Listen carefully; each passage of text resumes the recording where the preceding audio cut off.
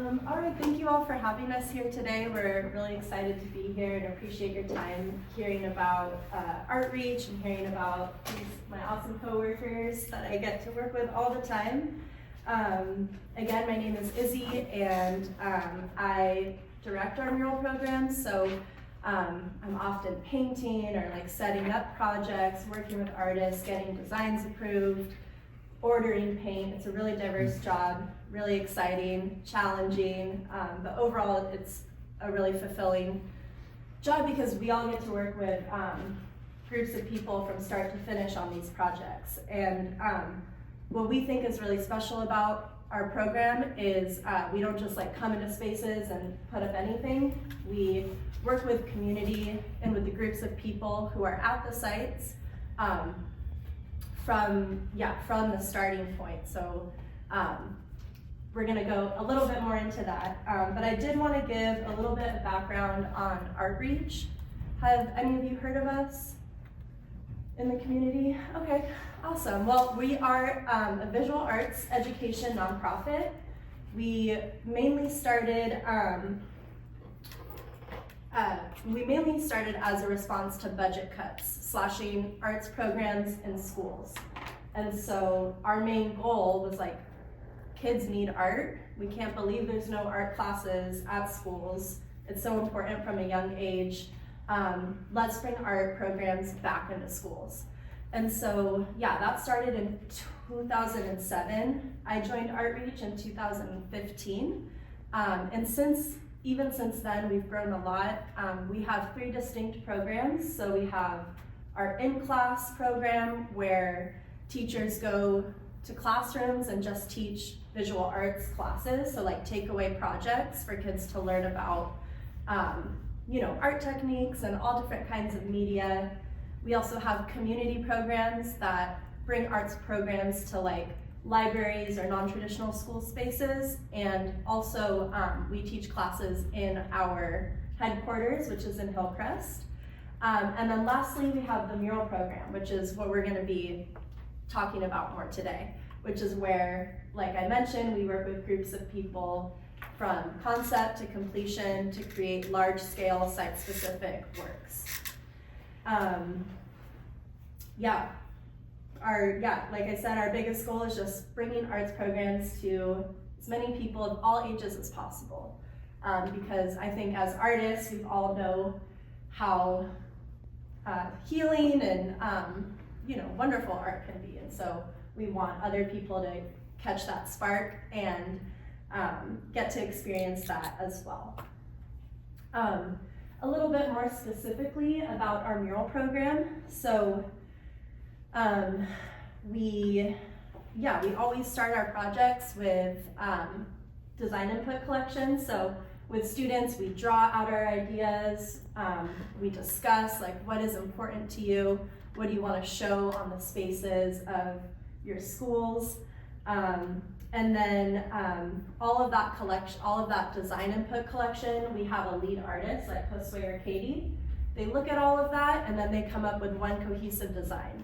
Because we find with murals, like sometimes they can get a little overwhelming or a little bit too much, and we want to keep it really clean and professional looking for these spaces. And so by having one or sometimes maybe 2 artists kind of create a whole design based off of input, we find that we get some really striking, more like unique art pieces for schools instead of just like a kid mural with handprints or, and those are sweet, but we really want to elevate the environment for students. And this can relate to all of your work, but like when the environment of your space is cared for and it's adorned with murals and really nice looking pieces, like it affects how you're interacting throughout that. And that matters for even really little kids. And so, we did start our program doing a lot of like school-based programs, but we've seen a natural transition to doing a lot more public pieces.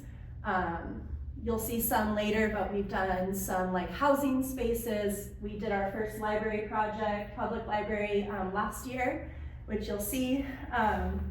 And so, yeah, we work with businesses, community organizations, but the biggest thread is that it's community-centered, and we're here to like collaborate on the entire process, because we're not the ones who are going to be spending time in the spaces. It's like the people who use the space every day, so what matters to them is the most important, and our job is to try and like translate that into something that's gonna feel connected and resonant. So, are you interested in hearing a little bit about our process? Yeah. Okay, so this is our process in brief. Oh no. Very brief. Very brief. Very brief.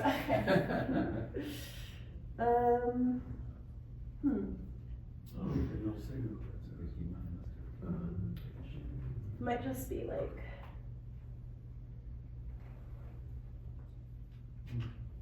It was just on. It was on and then just flashed off. There it is. Okay, weird. I'm not gonna. I will stay away. Okay, a little bit about our process in brief. Oh my god. It's on This is our process. Okay. No, it's somewhere. It's back there. It's up, they're both on. Oh, whoops. There it goes again. Okay. Weird. Joe, is that person out There there? it is. You're on. No, there's nobody out there. Okay. Let's keep our fingers crossed. So this is basically, okay. Well, I can share about our process while we figure this out. But yeah, essentially we like have to select a site, make sure we get permission. Sometimes that's the hardest thing, is permission from whoever owns the building or the wall. Thanks, Deb. Then once we get that golden permission, then we can start. Because sometimes like we have funds for a mural and we just can't even find a wall space. So yeah, that's kind of one of the biggest hurdles. Funding, of course, is a big hurdle. But our nonprofit, we do a lot of fundraising, we do a lot of grant writing, and everything helps. Donations, everything helps, and that's how we're able to bring a lot of these programs for free to schools that don't have the funding. So yeah, after we get permission, we collect our design input through workshops, through online input forms, and community input sessions. Like I said, once we collect all that input, one of our artists will create a design. We'll go through a design approval process. Sometimes there are back and forth revisions, which, you know, it's part of how the whole thing works.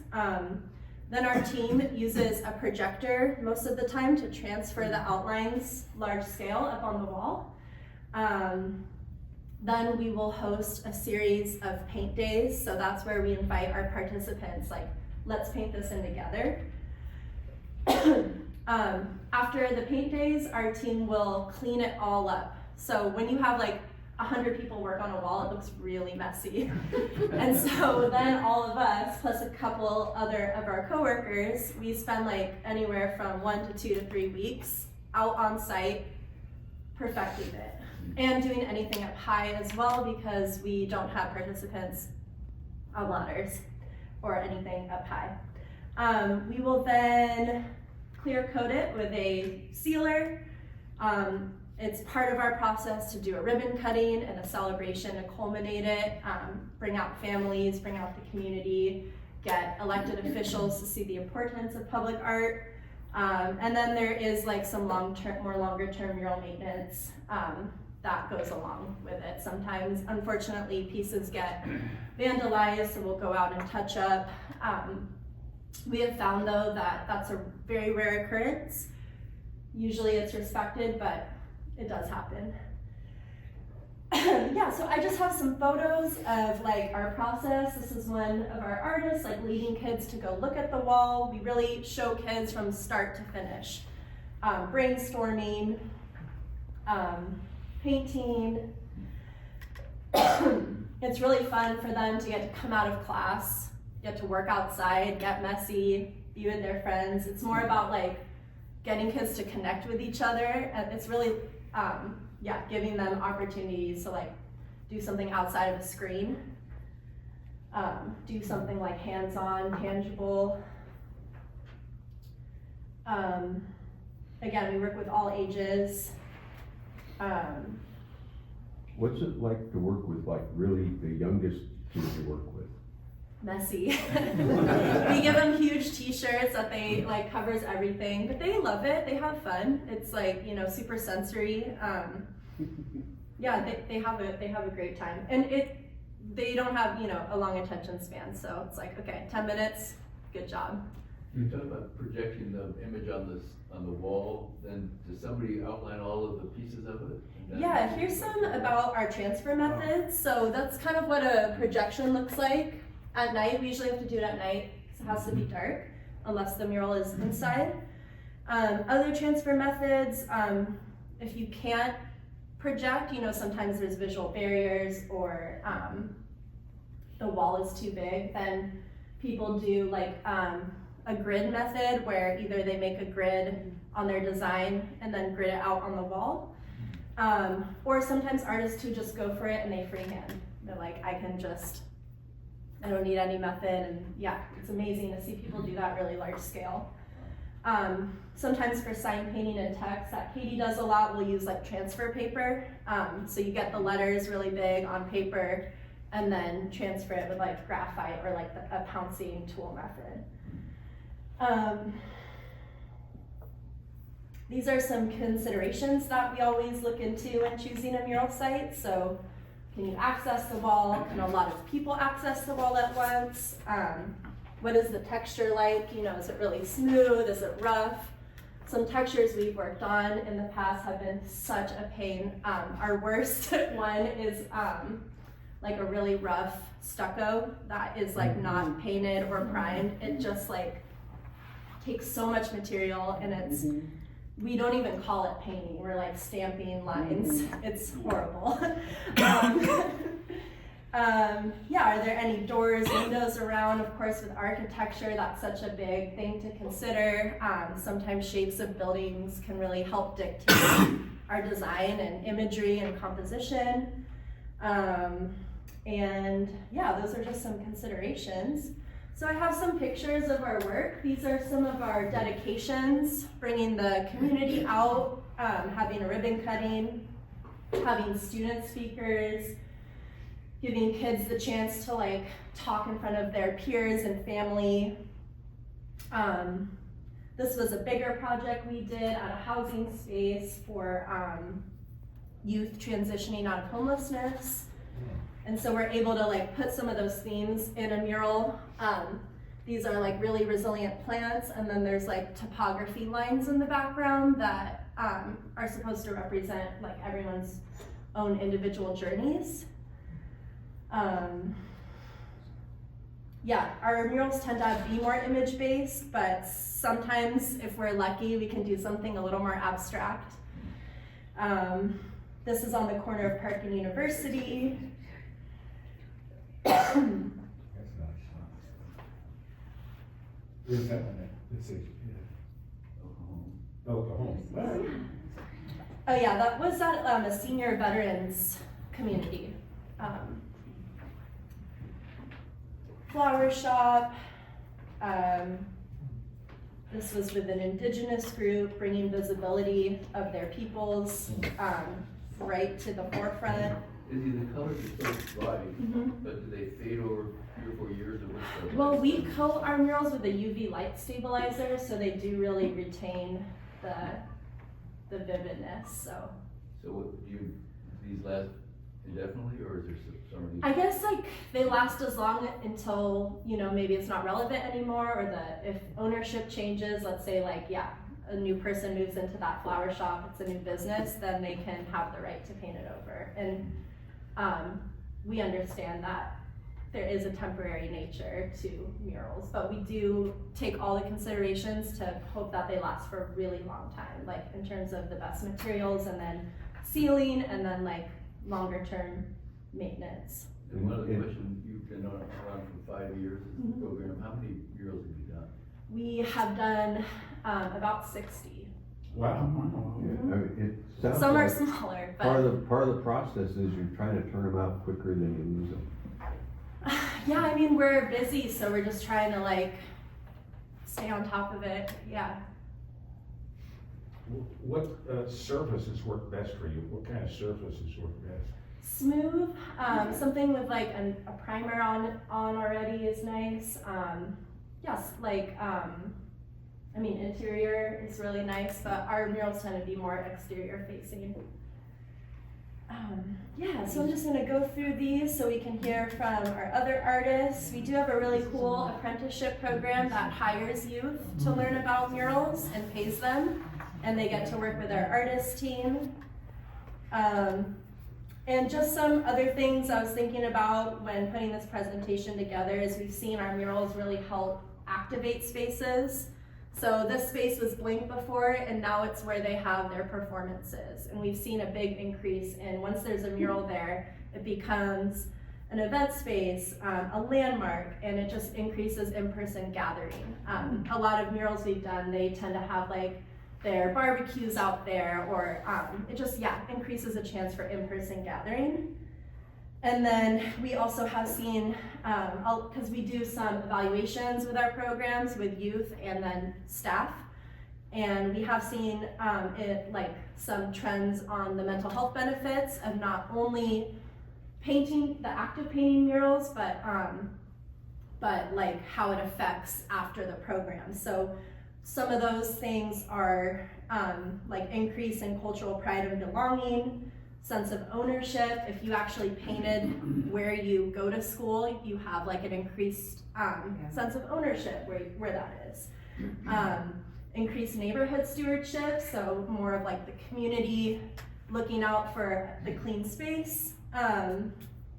And with our community paint days and student paint days, we're offering like in-person opportunities for like positive social interaction.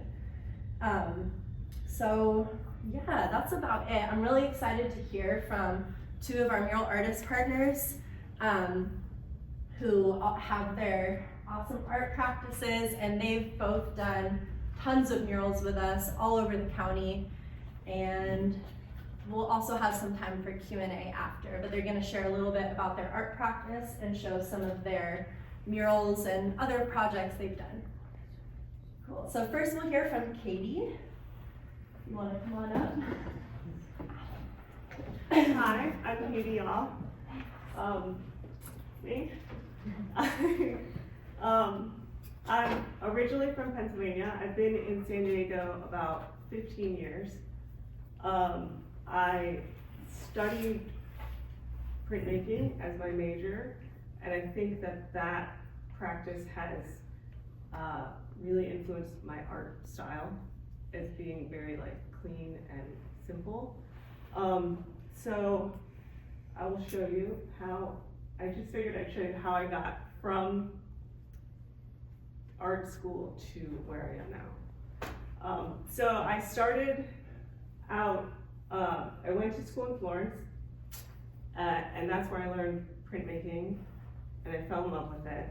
And after school, I studied at the Glasgow School of Art, just printmaking, because I was obsessed with it. And soon after that, I went back to Pennsylvania and I got a job at a company called Durham Press, which is a fine art, contemporary fine art print publisher. We make massive screen prints, beautiful stuff with contemporary artists. The artists would come, it was about an hour outside New York City. Artists would come live there for a week or two, who were photographers, painters, never had done printmaking, learn about printmaking, and then we'd make a whole new piece of artwork with them, and Durham Press would publish it. So it was I was launched into the art world in New York City with all these amazing artists, and that's where I learned screen printing, like crazy, complicated stuff. And I had an amazing boss, and he let me use the equipment after work, because you need a lot of equipment for screen printing. So I started making posters for bands in Philadelphia. All my friends were in rock bands, and so I'd make their posters. I'd screen print them in exchange for drink tickets or show ticket. And show tickets, yes. And so so I noticed that my posters would get stolen, only mine, and I was very proud of that. I'm going to start making prints and trying to sell them. So I, let's see. So that's what I did, and I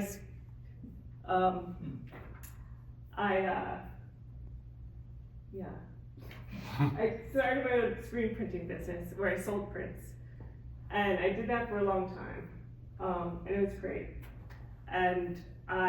But it's a lot of work. It's a lot of work to print it, and then you have to sell it. But it was great. I did it. I had 2 kids. I did it on the side, and then life happens.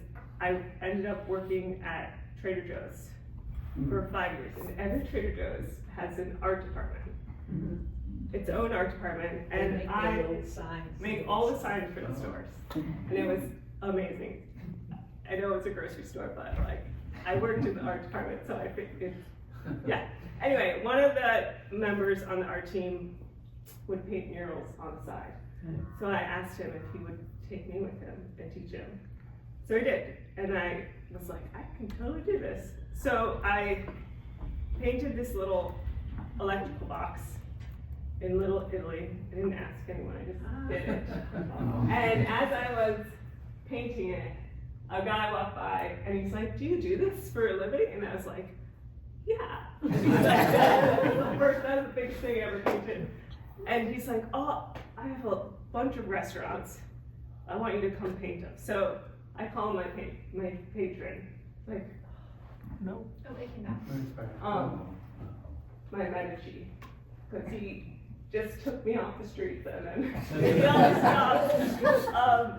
And he had multiple restaurants, and he was just like, okay, Katy, I want you to do this here, and just the most random stuff. And it was a crash course in like having a client tell you what they want, and then you do it, and the whole time you're just like, I don't know what I'm doing, but I'm figuring it out. So, painting on brick, painting on concrete.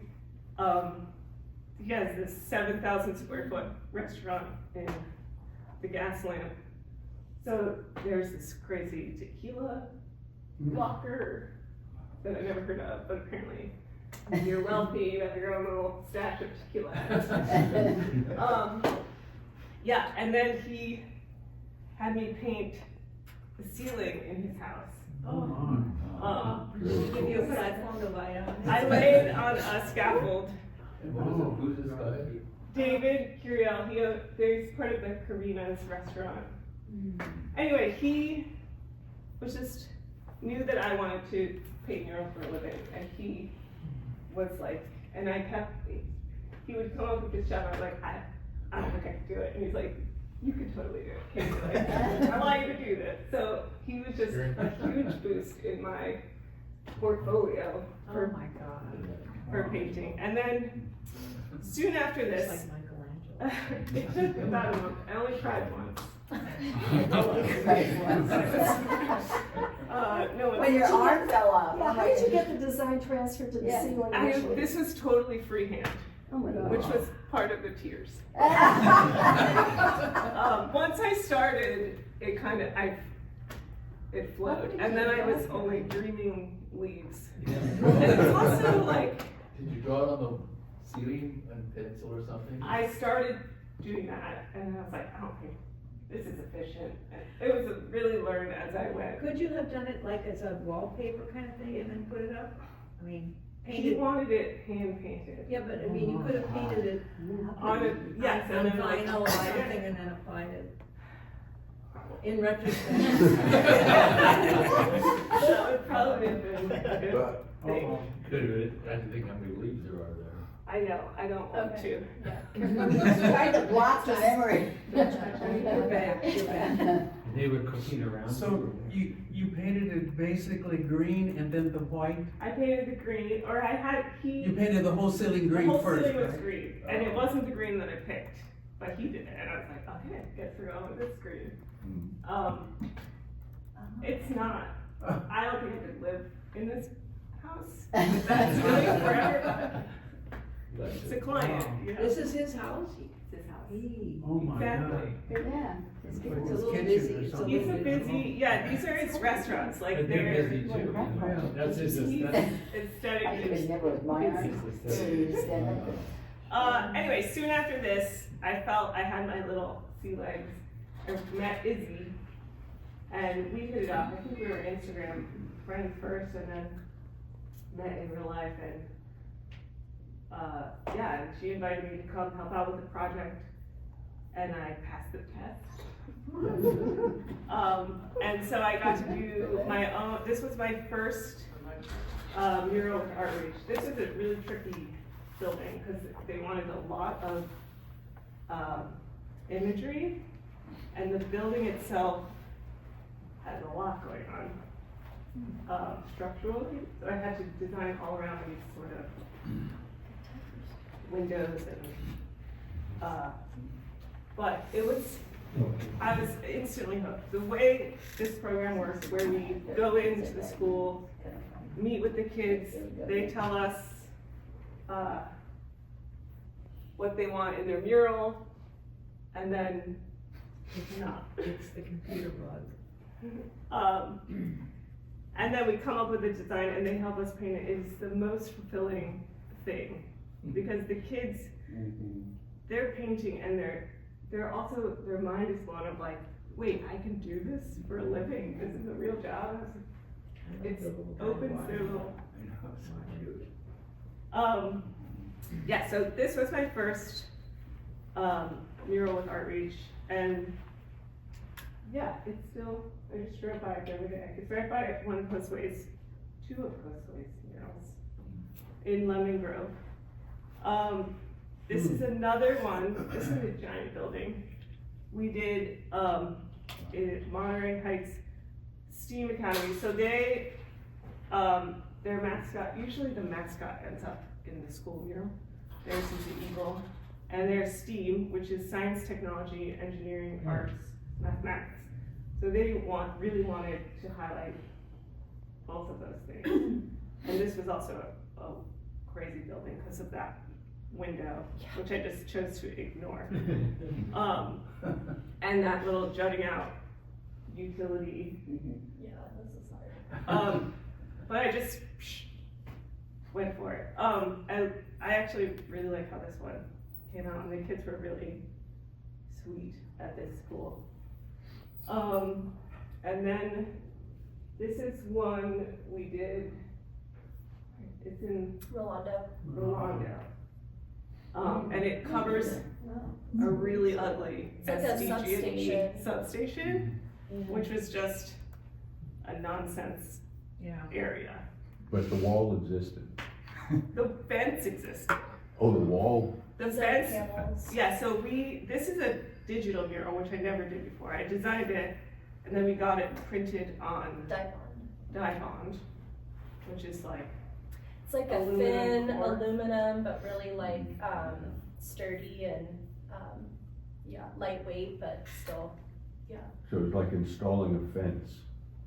yeah, we got these giant panels printed out, and then they installed them onto the fence. Wow. To cover. There's another one of those really ugly things right around Gain Street, you know, where I'm Mildred, off of Linda Vista Road. okay. Oh, it Yeah. takes up a whole. Yeah, this like front. really enhanced it. It's Yeah, this so was a- ugly. Really, there's no way to do a painting here.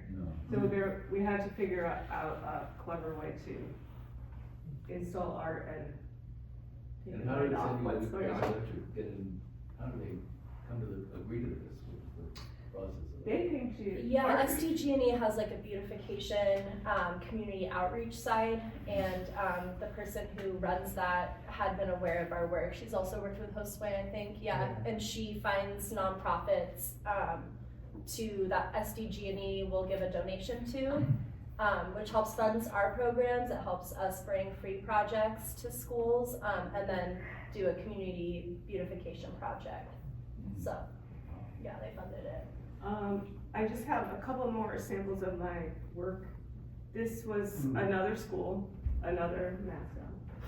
But just these schools in San Diego are so bland. They're all stucco. And they all have the same industrial color paint, tan. And adding murals is just, it changes everything. This was one I did at Roosevelt on their temporary trailers, which they've been going to tear down for like 15 years. They're not. So we decided to just try to make it prettier. And I think it makes a huge difference. They were doing a Spanish Village theme, so they're gonna paint the ground like the Spanish Village at Balboa Park. It just makes it a little more appealing. This is a little preschool that I did.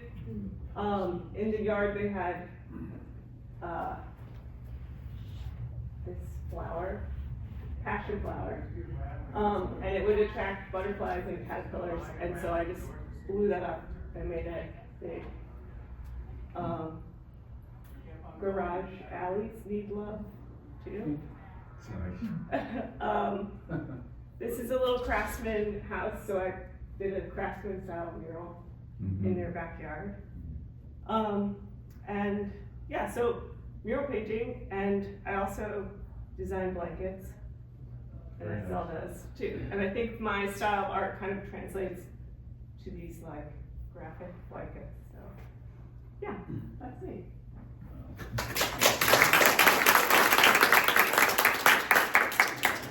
Now we'll have this way. All right. Wow. Quick question. The audience here today, are y'all coming from like architectural backgrounds, or what is like the general background in the audience? Art therapy teacher. Okay, so it's all, oh, beautiful. Okay, cool.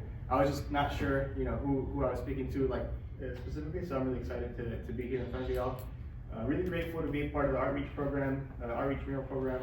It has really like changed my life. I feel like it, you know, went from me being maybe scared of like a 20 or 30 foot wall to me being like excited to take on like a 100-foot wall. And then like what Katy and Izzy had said is like working with kids and seeing how much they enjoy it, how much it affects them in a positive way, and how much like they can focus, like a 6th grader can focus for over an hour on one thing is incredible. And they do such a great job, and they're so cool to talk to, and they're really into it. So to see all those things is really amazing. A little bit about me. I came to the US with my family. My sister's here today, so shout out to my sister. My parents and my sister and I came to the US. I was 6 years old, and you know, we're looking for more opportunities. We came from Mexico City, and when I was, I think maybe in 8th grade, maybe I was like 14 or so, I wanted to go to a quinceañera. You guys know what a quinceañera is? Yeah. You know, girl turns 15, she has a really big party, and it was in TJ, it was in Tijuana. And I told my mom, hey, you know, my friend invited me, I want to go. And she's like, you can't go. And I was like, hey, my grades are good, like, I've been behaving, I'm what's going on? And she's like, well, you know, you don't have papers, right? Like, we're undocumented. And that was back in. Yeah, You go, you just can't come back. And I had not like really ever thought about that before, and that has also changed my life and shaped who I am as an artist, as a person. And so I was undocumented for over a decade, and then in 2012, when Deferred Action, I don't know if y'all are familiar with DACA, was brought in, I was one of those dreamers. And then through that, I was able to go to SDSU, because I was at Southwestern College, a community college in Chula Vista. And I went to SDSU, and then I studied business, and I have a bachelor's in business. But the whole time that I was in elementary, middle, high school, community college, SDSU, I was taking art classes, I was drawing, I was always drawing, I was always drawn to art. And so I ended up graduating with a minor in art. And what I'm really passionate about is being able to use my art as a way to like bring uplifting, positive messages, hopefully bold messages, hopefully messages that resonate with different people. So yeah, let's go into some of these.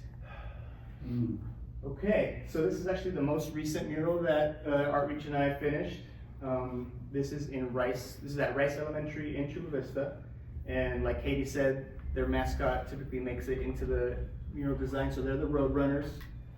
My niece said that looked like a duck, so it looks different.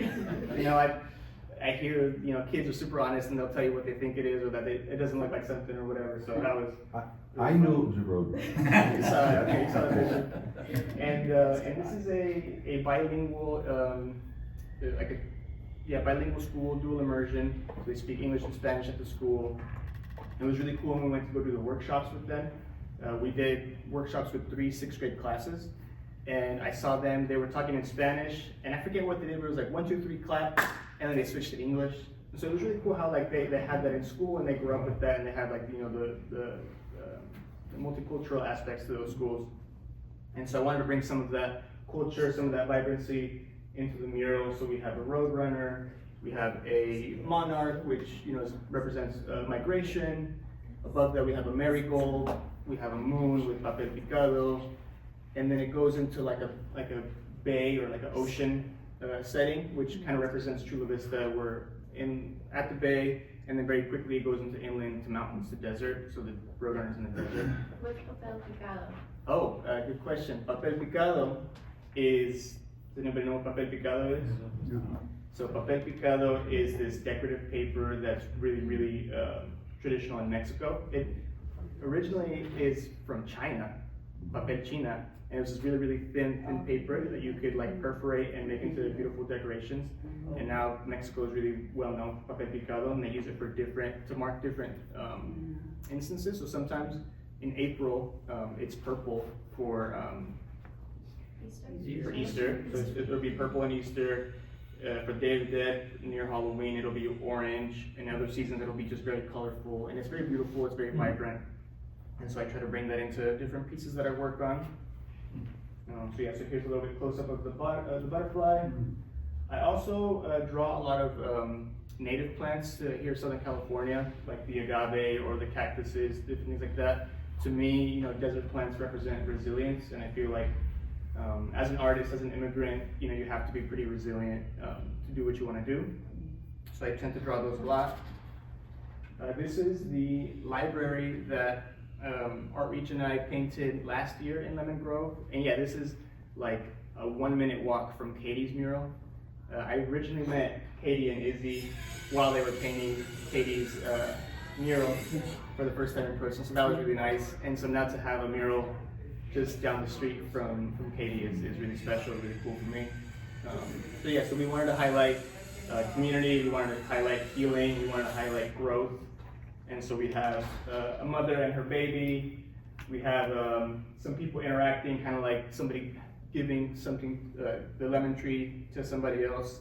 The mayor of Lemon Grove came to this, and she said, in the lemons, there are seeds for the future. And I was like, I didn't think of that, but I'm gonna use that line. So I love that. And then there's obviously the person reading, and just these libraries are these beautiful community spaces that are really important to our society. So it was really special to get to paint one of those. And they're pretty big. I'm not tall, but that's me. And it's a very, very large scale mural. And again, when I first painted, like my first indoor murals, me thinking about painting something like this would have been really scary. But instead, with ArtReach's confidence and just everything that they do, made me super excited to paint this wall. And then just it's really cool to see, we had a community paint day, so this was not just students, it was actually just, kids and adults and different folks from the community came out to paint. And those days are really special because you get to talk to them, you get to hear about what is important to them, you get to hear about sometimes they'll tell you, hey, I don't understand what's going on, what's the vision? And you get to, tell them what you drew and why you drew it. Was that surface difficult to work on? Super, yeah, it's stucco. It's stucco. And so what were you using? Just full on patience? Rollers. rollers, and you try to use like the bigger paint brushes, and sometimes like you think you're done with an area, and then you step and you look at it from an angle, and you're like, oh no, I see the, Yeah. So yeah, those take a lot of patience for sure. I would think it would depend on too how the sun, if it's noontime or morning or afternoon. Yeah, You this get a whole different look. in the morning we had shade, and so you can really see it well, and you're also not getting the sun. But then right around like 1 o'clock, it comes over the wall, and then the stucco has these little like cast shadows, and so that makes it kind of tricky for maybe like another 2 hours. And then once the sun is a little bit more moved a little bit, then you can see a little bit better. Jose, what is the paint exactly? What kind of paint do you use for these? Is it there? No. We use like exterior house paint from Benjamin Moore. They have a really good color selection, and we work with like a local paint shop that gives us donations and discounts. Will they fade in time? Well, we put a coating on that UV light stabilizes, so it does retain like the vibrancy. There might be some fading, but our sealer works really well. And these are like the same paints that like houses are painted with, so you know they're meant to withstand. It's latex, acrylic. Because otherwise oil would be very difficult to. Yeah. Some surfaces you have to, like the electrical boxes, you have to at least do like an oil-based primer because of the metal, and so those can get tricky. This is another really special project with ArtReach. We got to paint at an affordable housing brand new building in City Heights. And you know, City Heights is super diverse. They have folks from all kinds of communities, different countries: Ethiopia, Somalia, Vietnam, Mexico, Central America, so many different places. And so we had a community input session where a lot of different folks from the community came, and they told us what they wanted to see. They told us what their culture was about, and I did my best to highlight some of those cultures that are pretty prevalent in City Heights, like Somali culture, Ethiopian culture, Vietnamese culture, and it was really cool because you get to learn things that you don't know about, and you get to, like, as you're doing research for this artwork, you're also learning about new things, so it's really, really cool, or I think it's cool. I don't know. So here are two panels. The one on the left is the lion dance for Vietnamese culture. They do Tet, I think it's called. The New Year. And so that was really cool to get to do. And I reached out to an artist friend of mine who was Vietnamese, and I asked her how I could modify this design when I was sketching it. And she told me the lotus lantern that I have there originally was something else. I forget what it was. And she said, hey, the lotus is really important to Vietnamese culture. You can incorporate that. So I did. So that was really cool. The panel on the right is an endangered mountain goat, endemic to Ethiopia. And then those calla lilies are actually African flowers originally, and they are, I think, Ethiopia's national flower. And so what this panel is meant to represent is that even though this animal is endangered, it's surrounded by these flowers, it's surrounded by its community, and so therefore like it's being supported by, it's being like comforted by, it's being strengthened by its community. Here, a couple more panels for Mexican culture, and then the one on the right is a leopard shark, which are found in La Jolla pretty often. I don't know, my girlfriend and I have been trying to go see them. We bought little scuba or like little snorkels to try and go see them. We haven't seen them yet, so hopefully soon. But they're, they come to this area, and then two little birds above it are actually, does anybody think they know what they are? They're not kites, that's a good guess.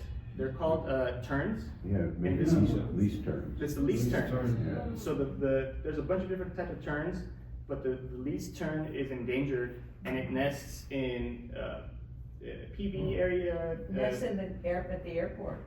Yeah. All They that, have fenced off all that area range, here. yeah. And along the flood control channel in Mission Bay along SeaWorld Drive. Exactly, and like those like marshlands. They nest on the ground, which is why they're endangered. They gotta Go figure. do something a little bit. Yeah, come on, terns.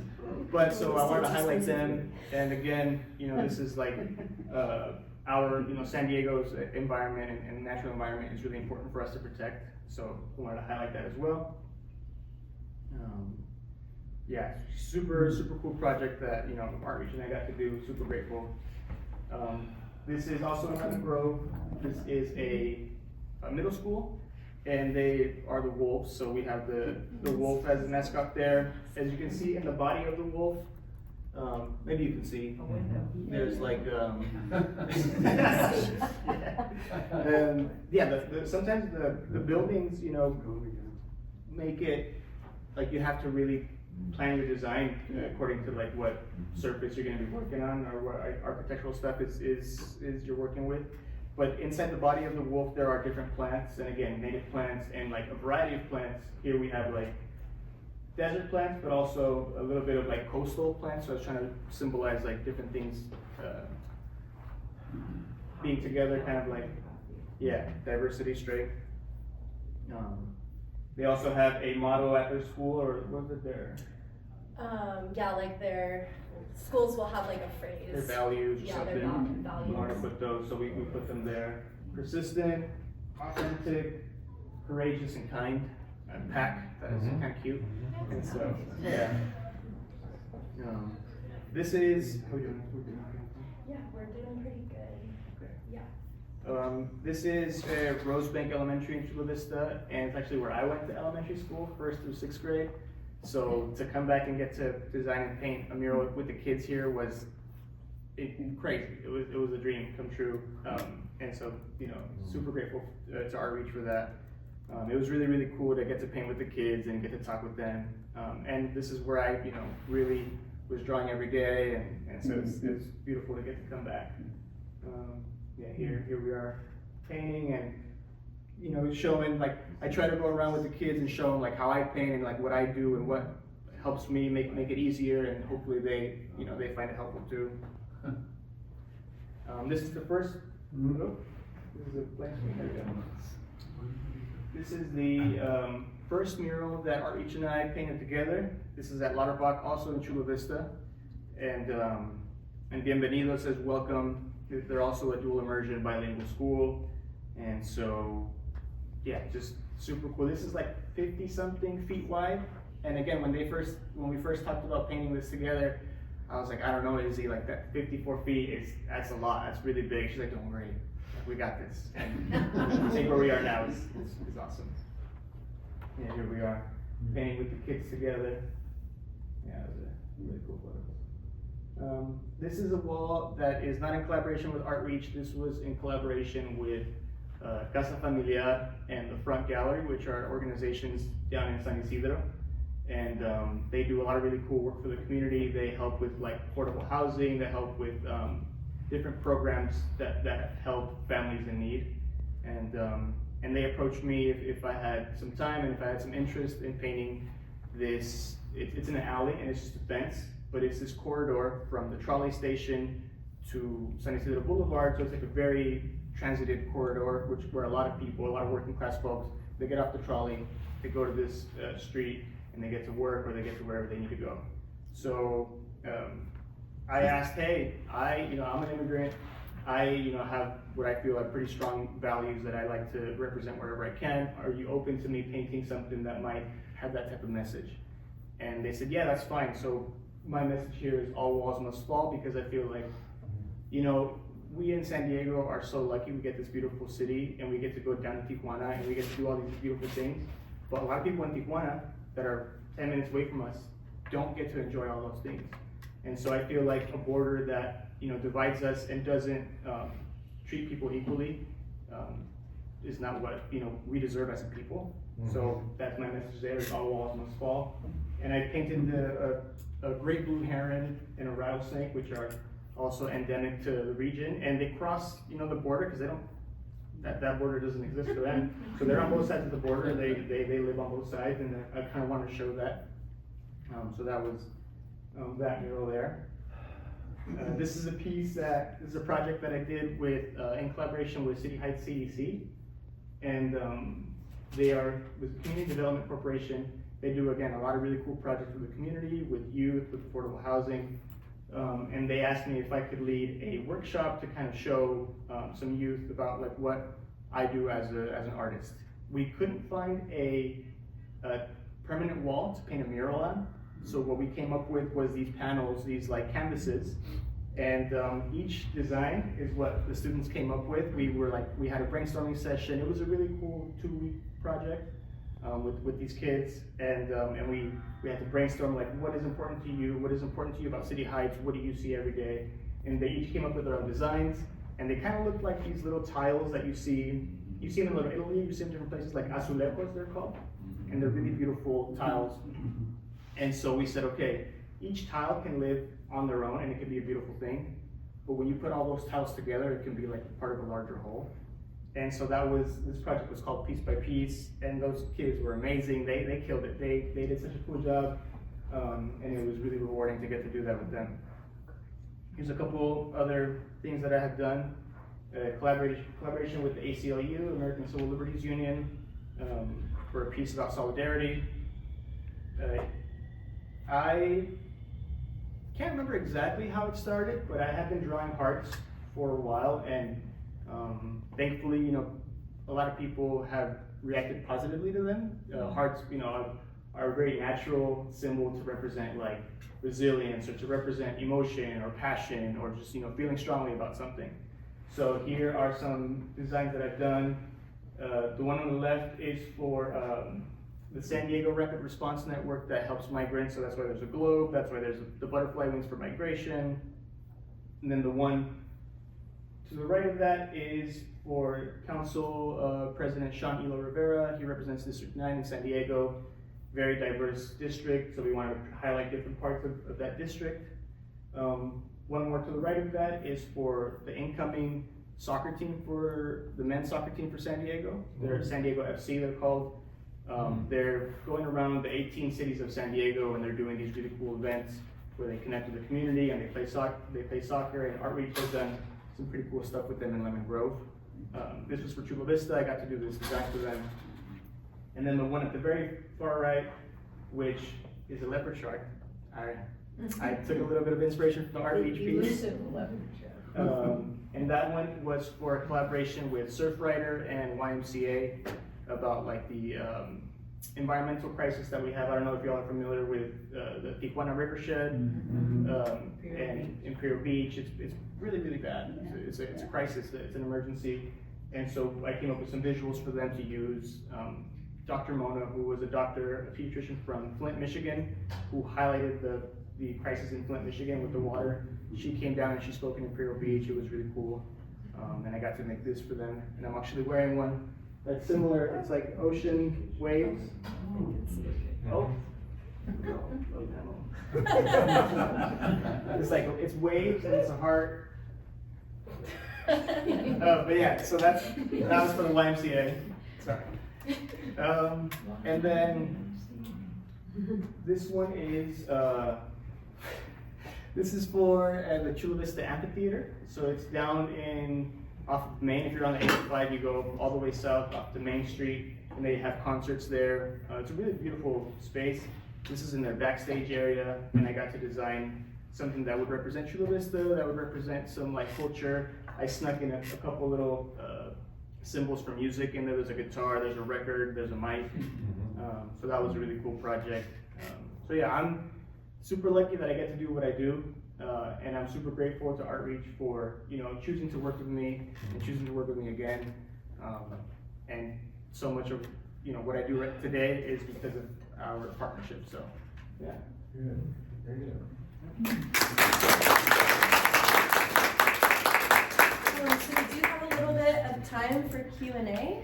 If anyone had any questions for Josue, Katy, or about ArtReach, we can do that. And then I'll just leave this screen up about if you want to learn more about ArtReach. We did just open up a new space in Hillcrest, and we now offer some really awesome art classes for all ages. And you can find more about that up there. So thank you again all for having us. We love being here. I had one question. At a certain point, you flashed by when you were setting up how you do your process. What's a Title I school? A Title I school is a designated school that has a certain percentage of students that qualify for free lunch. However, now all of California gets free lunch, and so it's basically a percentage of kids who come from like a socioeconomic background. So it means they're just less funded and have less resources and less like extracurricular programs or less parent involvement in PTAs because a lot of like, more working class. I was curious about your projects with SDG&E, and particularly the electrical boxes, because they're a blight all over San Diego, and in the community where I live, we've tried to put some artwork on it, and we've just met all sorts of bureaucracy. So, what's your secret for getting through? The secret is you just paint it. That's what you started, yeah. That's the question. No one, I don't know, that's not actually the way you should do it, but no one's gonna find you. Guerrilla art, eh? Yeah. So we give you the address where we want Yeah. to be, and just show up, is that what it is? Yeah. Okay.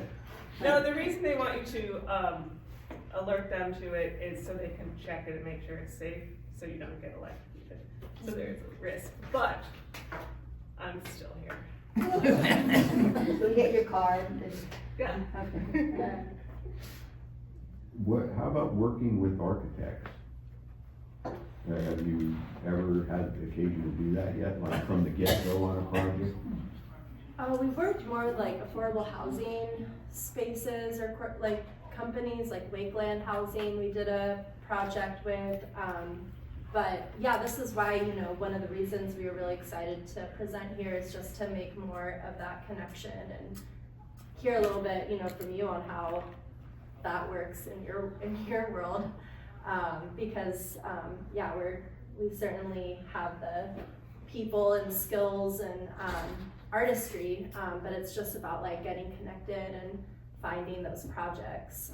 So we don't have too much experience working directly with architects. Yeah, but. Do people contact you for projects? The reason I'm asking is because I've for years been on the college area community planning, and we have a wall, a concrete wall at 55th and Montezuma Road. And we have, over the years, talked about having a mural done on that blank wall. You can go up there and look at it. It's just a blank wall. It's been sitting there for years, and we've had various designs. But I'm no longer on the board, but it never has come to fruition. And it would be a great place to put a mural if we were going to work with San Diego State on that. And if you guys have a card or something, or contact San Diego State or College Area Community Council, because we tried for years and years to have that blank wall painted. And we've had people submit various designs representing San Diego and San Diego State for that 55th in Montezuma. We'll You'll look see it it up. there. I know the College Area Community Council and the business district. I know a couple people with them, so. And so over the years, we have had people submit various designs for that wall, but nothing has happened, and it's just sitting there. It's just a big, huge blank wall, Okay, which you guys could do a wonderful job with. totally. Okay. Thanks for the lead. Okay. Yeah. This is a kind of a sensitive question, but can you really make full-time employment doing these murals, or do you guys have other work that you just actually brings in some decent income to you? Somehow it's working. I'm doing it. I was able to, my benefactor, he's moved on. He started me. So I actually worked at Trader Joe's, and I'm starting to get so much work that Trader Joe's was getting in the way. So I was able to quit it, and I make those blankets, which is a really nice source of income. I design them, and there's this little family-run knitting mill in New Jersey that's been there like 100 years, and they knit them for me. So that's a really helpful way to just sell stuff. And where do you sell them, online? I sell them online. I have a bunch of markets, some shops. Yeah, so that's like I have many sources of somewhat steady things. The blankets, ArtReach, freelance murals. Katie assists on our murals too. So like, let's say Josue has a project, Katie will be there every day just helping get it done because these projects need so many people. So I'm just a painter. So I am making it work. Yeah, it's possible. It's not, I'm not rolling in it, but I'm not enjoying my life. Josue, what do you say about that? I think it's really difficult because of the cost of living in San Diego. It's a beautiful city, but you gotta pay for it. Right now, I have a full-time job, and I think it's kind of what Katie's saying. If I could do this for a living, I would love to, and it is getting to a point where, hey, maybe it makes more sense for me to just do this, because What is your full-time job? I am a packaging designer. Yeah, so it's on the computer, and it's all graphics, and I like it. I think it's really cool, but I think this is a little bit more impactful to be working with the community. So I think it's making more and more sense, and hopefully it makes full sense to dedicate myself to this fully. So, but it is difficult. You haven't talked too much about cost of doing murals. Do you keep track of like a per square foot cost, or how do you pay for this stuff? Yeah, that's a great question. So we never want to say no to a site that doesn't have funding. So we try and find funding. So we do a lot of grant writing. Our nonprofit does fundraiser events. We get donations. And then sometimes we have paid projects that are way larger scale from someone who can afford it, an apartment complex, for example. They'll pay us a good amount, which then can help provide free projects at sites that don't have the funding. And then, the cost really ranges. It depends on how big the wall is, what the texture's like, if we need to rent any equipment rentals like scissor lifts. It takes a lot of people to get these done in a way that we want them, to look at the end, and that's a lot of time Can you give us a couple examples of what the mural's bottom line cost was? What's the range? I guess what they cost us. When it's all said and done. Yeah. Yeah, So when I like run a a mural school. for my school, what is the typical? Yeah, I guess when I've been tracking our costs, and I track hours of everyone who's working, all the materials, gas mileage, workshop time, they kind of cost us internally, starting at $10,000. But that's paying, artists and. So the school might pay you 15 or 20,000? Not typically. We'll get a grant from that. The schools don't really have a lot of money. Some do have a more a bigger PTA that then can help support that. Sometimes schools will just help support through a small, we'll fund the materials, and then our organization will find the funding elsewhere. Wow. Mm-hmm. How about, you said your job includes everything to buying the paint. How about the grant writing? Do you have an in-house grant writer? Do you do it? Our executive director does a lot of the grant writing. I do some of the mural specific grants, and we're actually waiting to hear on a grant that would fund a grant writer, which is kind of meta. But we're finding out about that in December. But if we get that, that will really help. Yeah. It's competitive. It's really competitive out there. What sort of grant sources do you go after? There's found all over. I mean, there's foundations that have, RFQ projects. There's yeah, a lot of like, different foundations that want to fund visual arts programs or like programs that help social emotional learning, mental health for kids. Exactly. And we're able, this, we really have seen firsthand like how kids are able to connect to each other outside of the classroom. But we don't get everything, so it's just working. Yeah. I didn't hear much about San Diego Unified Schools, right? Is it just the bureaucracy there, or? That's a great question. We unfortunately have had to pause our mural work with San Diego Unified because they require a C33 contractor's license, which we are going to be working on getting, but it's a long process to get the contractor's license. So yeah, we can't do mural work with them. But do they also, entities like this, do they require competitive bidding or competitive selection? Those, before they can do a wall, they gotta go out with an RFP to all the artists, mural artists in the community, take in designs. Yeah, I think it's more individualized per school. So less like on a district level. You do have to go through like some meetings with the board and like show the design and make sure they approve it. But in the past, when we did work with San Diego Unified, it was more directly with the school. But you don't have to do it, these other projects, the other public projects, you don't have to do an RFP. Sometimes, yeah. Yeah, we just applied for one that we didn't get with Liberty Station. But yeah, we've done those before. The RFQ first, and then you get invited for the RFP. But what about San Diego Park and Rec? And say working with the city, have you done anything with them? Yeah, that's another like group. That's another like, yeah, we haven't like done much work with the city of San Diego because it's also just been it seems like a really long process. But we have worked more with the city of Chula Vista, city of Lemon Grove, and those have been easier. I would really like to, but we need to get the contractor's license first, and then that can open the doors to Would that more. be required to work with the city of San Diego as well? I think so, yeah. Okay.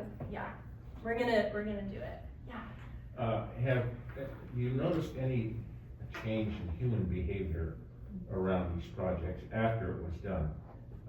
For example, an area that was always trashed, when a nice mural went up, it's not as trashed, or people hanging around that space more where they didn't before. Have you noticed anything like that happen? Any change in human behavior? I think the biggest thing I've noticed is the space has become like a gathering space, so that like if it was all super blank and dismal before, like no one ever gathered out there. One that we did at David's Heart Foundation right around the block from here, they then bought furniture, a barbecue, and they have their like outdoor meetings and events there now. In terms of like, yeah, keeping the space cleaner, I mean, some of our public, like really public murals, it's hard to like maintain, like keep them super clean. Yeah, I don't know, what do you guys think? Yeah, I think they also give the neighborhood a sense of pride, like Oh yeah, Regan's Parking University. Parking University got vandalized, and one of the neighbors who lived around there was so horrified that he donated money to us, because he was To like, fix well, it. we need to fix this, it's terrible. Yeah, So it does, people, that one is a care, landmark yeah. for the neighborhood for sure. They really, I'm trying to find this one, yeah. Right on the corner of Parkin University. There's a bike shop right there. The bike shop, they use that as their background for new bikes. And yeah, that one, when it got vandalized, which doesn't happen often, but unfortunately it did, because the more public murals, you just run into that. Yeah, their whole neighborhood came together and like gave us money for lunch, and yeah, we're really happy that And they we're out there become fixing it. landmarks too, of like, oh, it's by the big heart mural. Oh yeah, yeah. I even saw the Lemon Grove, the wolf in the middle school. I think if you Google or if you look up on maps like Lemon Grove Library, that's one of the first pictures that comes up. So they've become like, you know, little It's icons. neighborhoods. Yeah. Well, let's see, let's wrap it up and say thank you so much. Yeah, very good.